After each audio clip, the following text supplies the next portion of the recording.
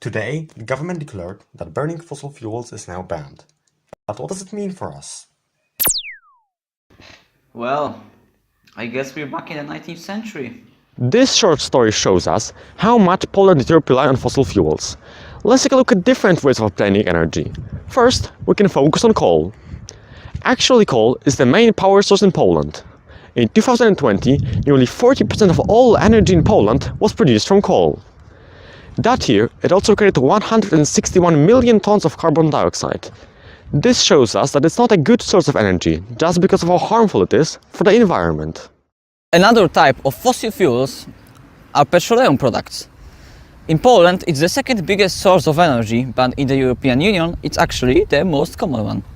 In 2020, in EU, 34% of all energy came from petroleum. Gas is also an important fossil fuel. For example, in Italy, 40% of all energy comes from it. But in Poland, it's only 17%. Unfortunately, in Poland there are no nuclear power plants, but in Europe there are 173 of them. Nuclear energy is considered to be the best alternative for fossil fuels. For example, in France, in 2020, 58 reactors were responsible for 41% of total power. Nuclear energy is environmentally friendly, however it does produce some radioactive waste. On the other hand, renewable energy is less harmful to nature. Unfortunately, we don't have effective ways to store it, and it depends on the weather. There are 5 main types of renewable energy: wind, solar, water, biomass and geothermal.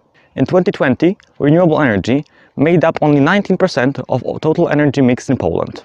Let's hope that renewable energy will become much more popular in the nearest future. Maybe if I had switched to the solar energy, I could finish watching the news.